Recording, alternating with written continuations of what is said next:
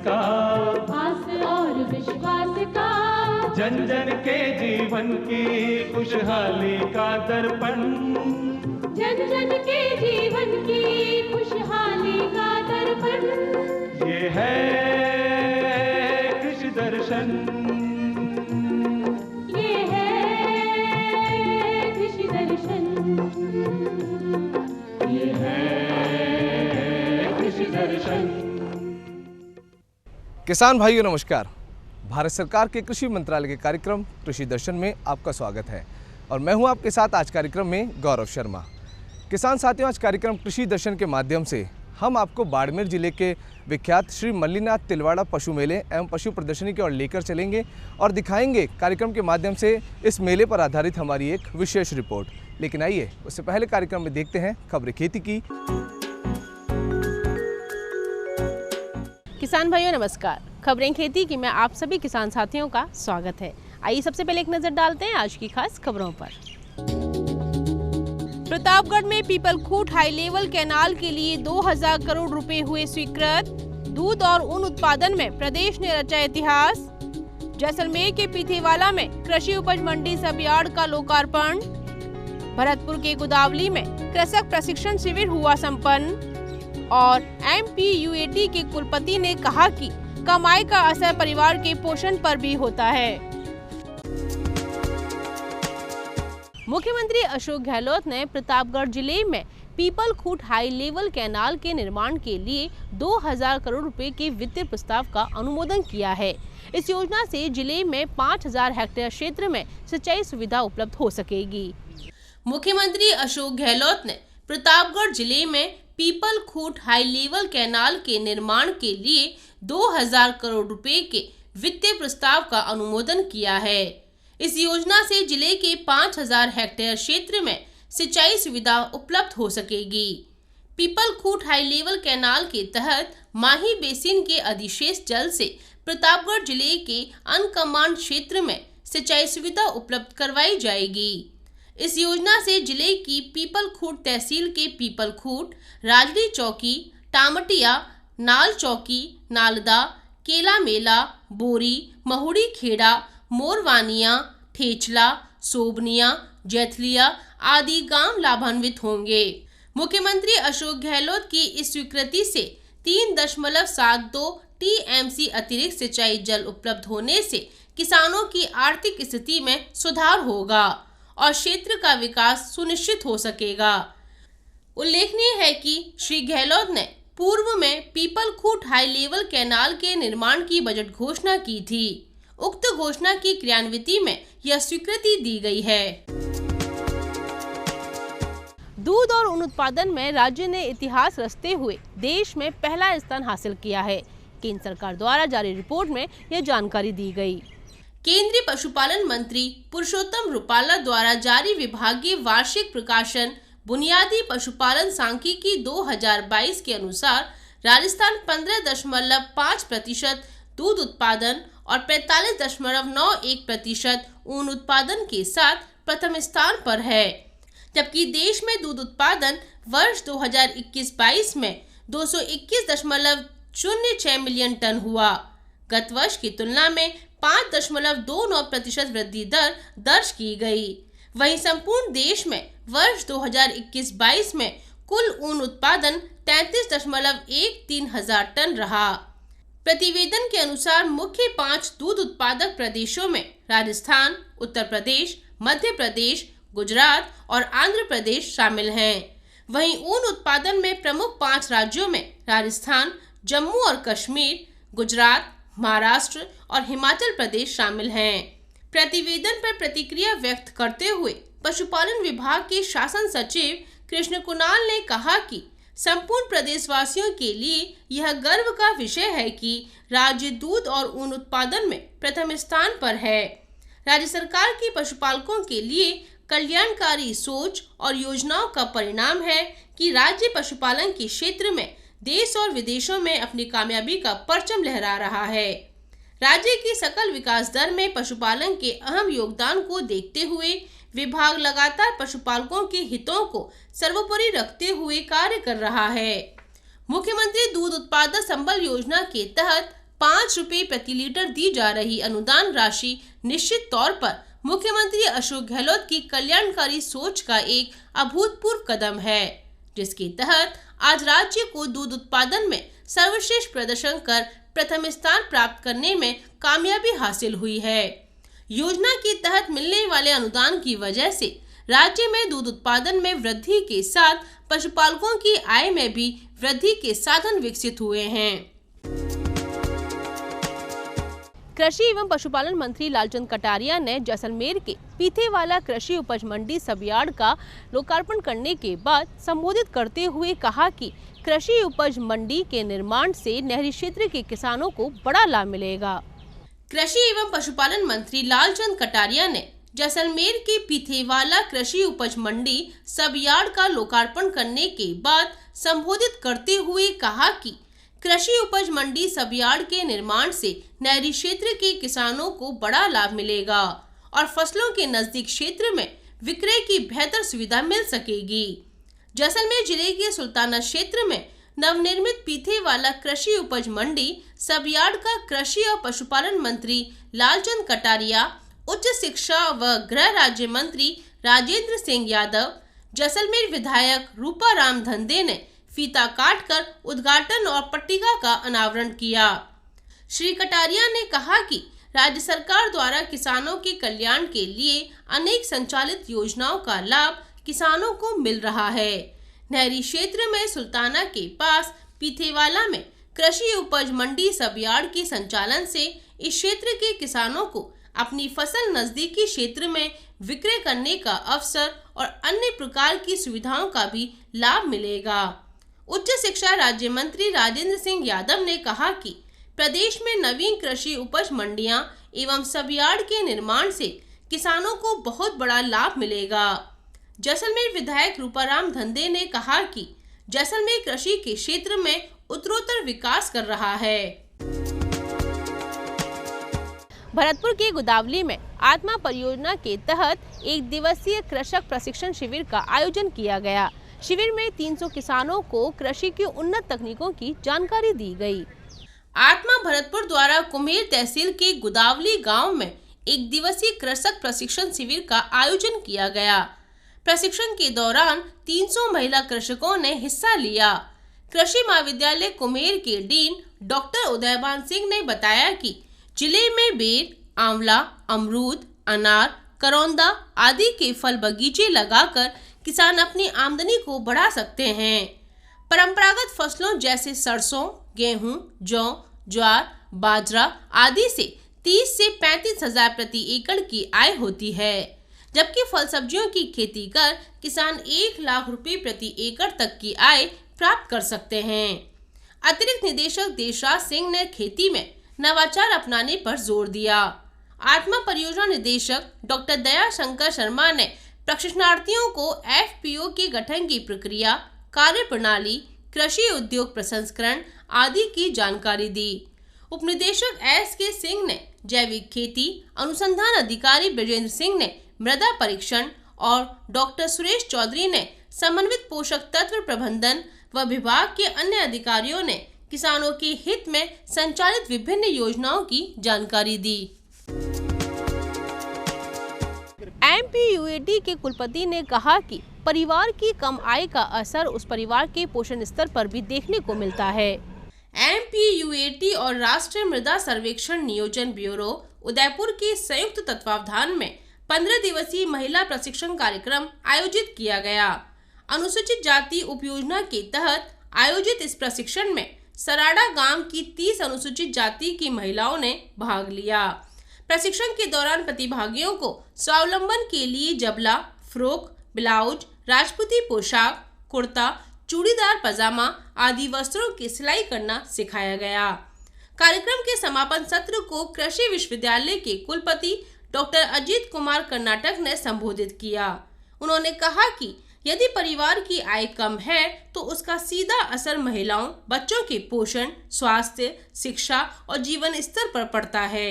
यदि परिवार की महिला को किसी कौशल के माध्यम से सशक्त बनाया जाए तो कौशल विकास के साथ साथ आर्थिक, पारिवारिक और सामाजिक स्थिति में आश्चर्यजनक सुधार हो सकती है। उन्होंने महिलाओं से आह्वान किया कि कौशल विकास के साथ साथ एक अच्छा व्यवसाय भी बनना चाहिए। कार्यक्रम को सरोज कर्नाटक ने भी संबोधित किया। उन्होंने कहा कि महिलाएं प्रशिक्षण के दौरान सीखे हुए कौशल से अपने परिवार की आय में वृद्धि कर परिवार के उत्थान में योगदान देवें। कार्यक्रम में निदेशक प्रसार शिक्षा डॉक्टर R.A. कौशिक ने बताया कि इस परियोजना का मुख्य उद्देश्य महिलाओं के कौशल का निर्माण करना है। महिलाओं को प्रशिक्षण के साथ साथ सिलाई मशीन और टूल किट भी उपलब्ध कराया गया ताकि महिलाएं स्वरोजगार से जुड़ सकें। कार्यक्रम को ब्यूरो केंद्र के प्रमुखिया doctor B.L. Meena, doctor R.P. Sharma, doctor Latika Vyas ने भी संबोधित किया। किसान भाइयों, खबरें खेती की में आज इतना ही। आप देखते रहिए कृषि दर्शन। नमस्कार। किसान भाइयों, कार्यक्रम में एक बार फिर से आपका स्वागत है। श्री मल्लीनाथ तिलवाड़ा पशु मेले या पशु प्रदर्शनी का पिछले दिनों आयोजन किया गया। इस मेले में देश के अलग अलग राज्यों से हमारे किसान भाई और पशुपालक भाई पहुंचे, जिससे मेले में अच्छी रौनक देखने को मिली। इस मेले में हमारे किसान भाई और पशुपालक भाइयों को भारत सरकार की ओर से पुरस्कार वितरित भी किए गए, जिन्होंने अपने क्षेत्र में उन्नत कार्य किए गए। इस मेले में क्या क्या रोचक गतिविधियां हुई, मेले में पशुओं की खरीद फरोख्त हुई और भी अन्य बहुत सारी गतिविधियां हुई हमारे पशुपालक भाई और किसान भाइयों के लिए। तो आइए आपको लेकर चलते हैं श्री मल्लीनाथ तिलवाड़ा पशु मेले या पशु प्रदर्शनी की ओर और दिखाते हैं आज कार्यक्रम में इस मेले पर आधारित हमारी ये विशेष रिपोर्ट।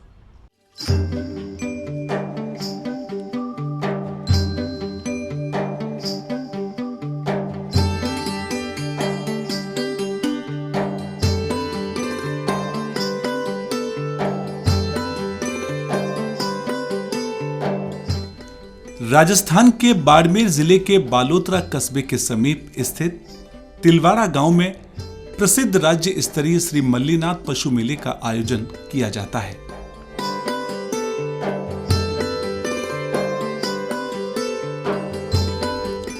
हर साल की भांति इस साल भी यह मेला हर्षोल्लास के साथ आयोजित किया गया।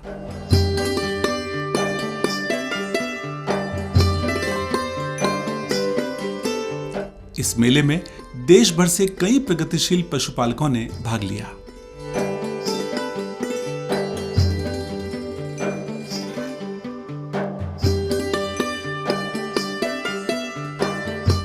मेले के दौरान पशुओं की दौड़ और अन्य विभिन्न प्रकार की गतिविधियों का आयोजन किया गया। मेले में कृषि प्रदर्शनी भी लगाई गई।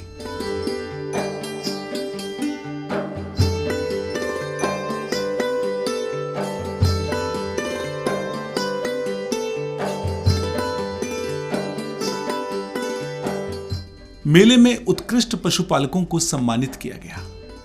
विभिन्न श्रेणियों में देश भर के प्रगतिशील पशुपालकों को मेले के दौरान सम्मानित किया गया।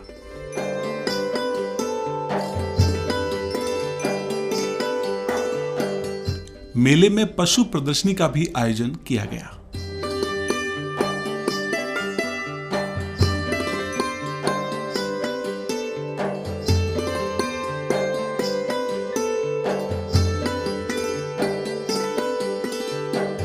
राज्य स्तरीय मल्लीनाथ पशु मेले में पशुओं की खरीद फरोख्त का नजारा देखने वाला होता है।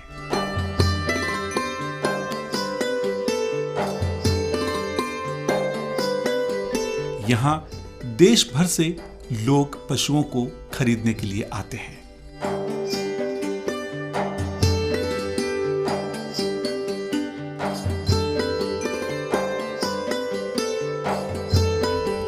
इनमें मुख्य रूप से घोड़ों को खरीदने के लिए देश भर से लोग आते हैं। यह दृश्य वाकई बहुत ही रोचक होता है।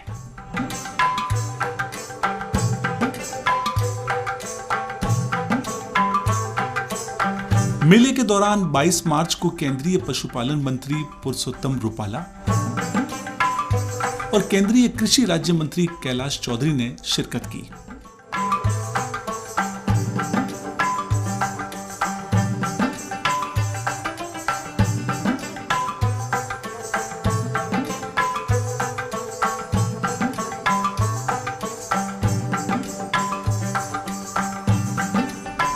दोनों केंद्रीय मंत्रियों ने किसानों और पशुपालकों के साथ संवाद स्थापित किया।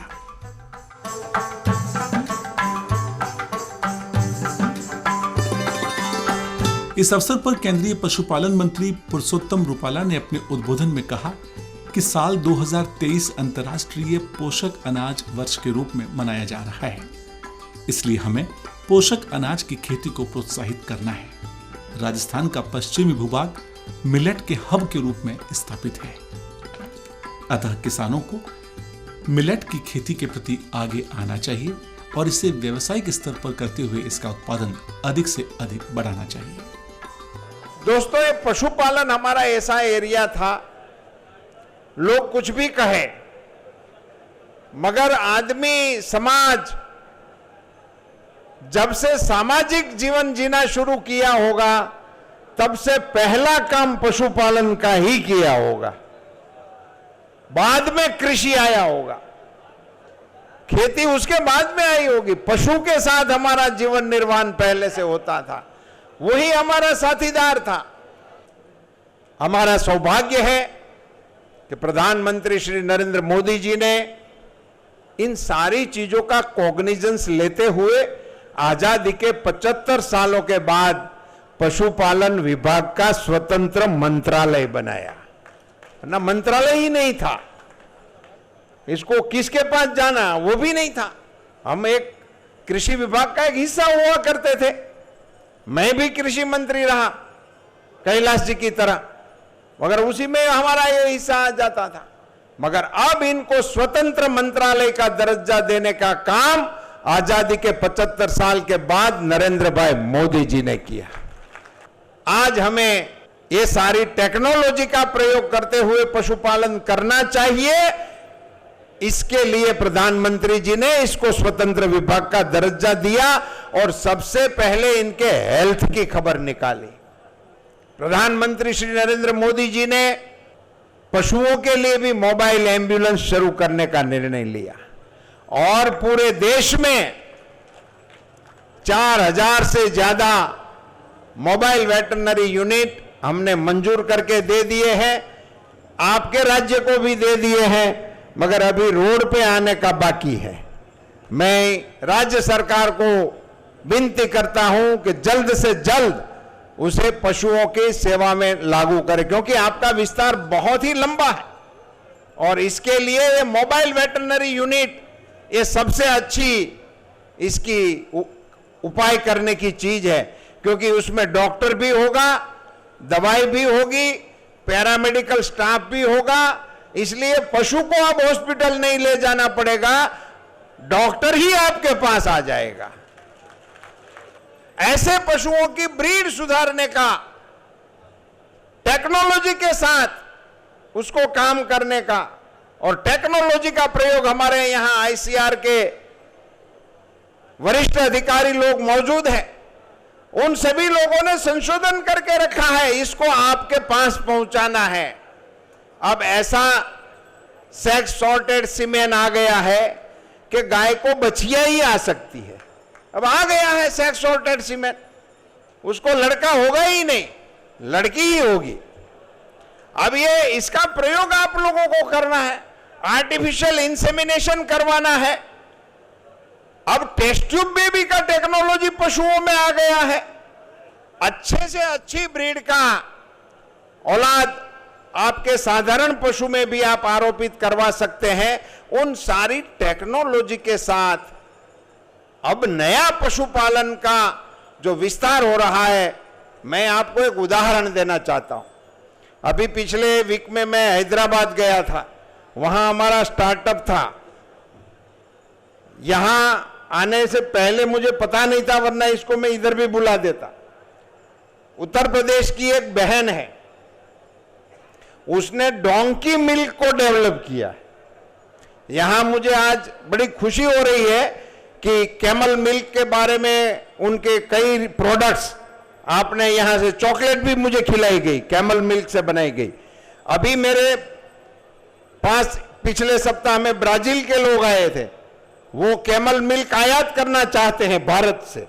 मैंने उनको बता के रखा है कि हम प्रोक्योर करके आपकी डिमांड को पूरा करने की कोशिश करेंगे। तो कैमल मिल्क को प्रोक्योर करने का काम भी राजस्थान में अच्छी तरह से शुरू करने की कार्यवाही आगे मैं एनडीडीबी को लगाकर करने वाला हूं।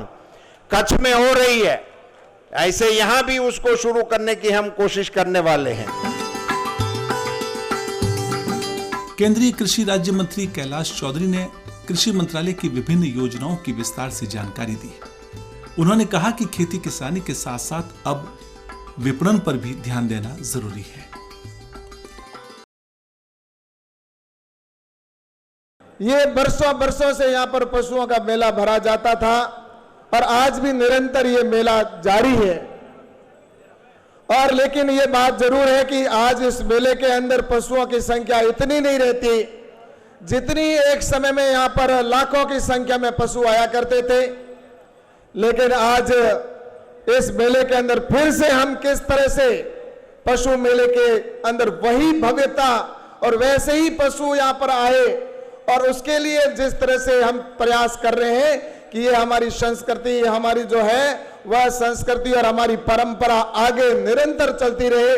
और उसके लिए आज मैं ये पिछली साल भी यहाँ पर मेले का अंदर ये इस तरह से एक आयोजन कृषि के क्षेत्र से किया गया और कृषि मंत्रालय के द्वारा पिछले वर्ष भी यहाँ पर किसानों के लिए एग्जीबिशन लगाई गई यहाँ पर, जिसमें नई तकनीकी हो, नए बीज हो या नई तरह की हमारी जो किस्में हैं, उसके साथ ही नई हमारी नस्लें हैं जो पशुओं के अंदर हैं, उन नस्लों की प्रदर्शनी और टेक्नोलॉजी की प्रदर्शनी करने का काम पिछले साल से प्रारंभ किया।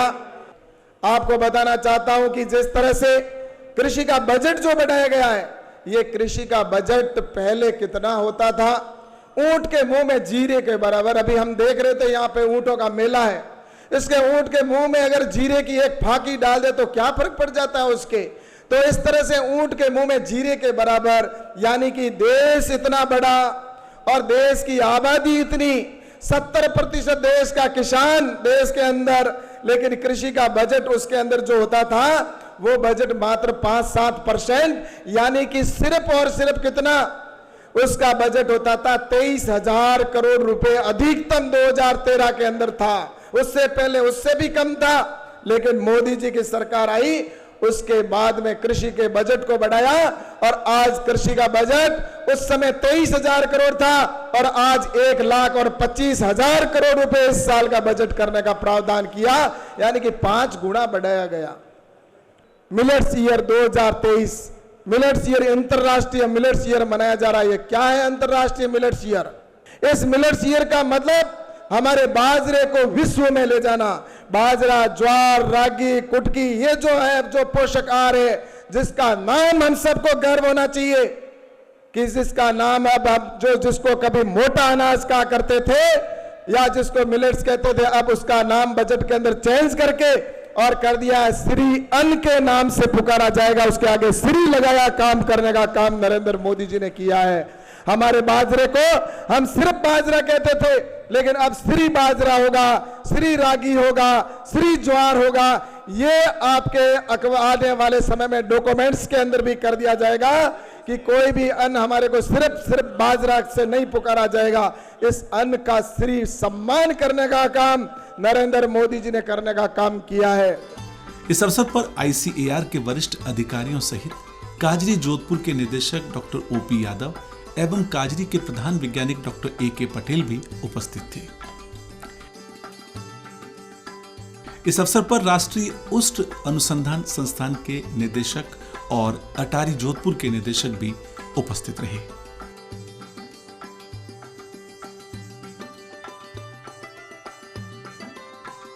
विभिन्न स्टॉल्स के माध्यम से पशुपालकों को नवीन प्रौद्योगिकी से रूबरू करवाया गया। किसानों को ऊँटनी के दूध व ऊन से निर्मित मूल्य संवर्धित उत्पादों को प्रदर्शित कर व्यवहारिक जानकारी दी गई। किसान भाइयों, इस प्रकार के आयोजन आपके लिए है। आपको इन आयोजनों में बढ़ चढ़कर हिस्सा लेना चाहिए, उत्साहपूर्वक यहाँ दी जा रही जानकारियों को जुटाना चाहिए और कृषि ज्ञान को बढ़ाना चाहिए। इस प्रकार के आयोजन निश्चित रूप से किसानों और पशुपालकों के लिए वरदान साबित होते हैं।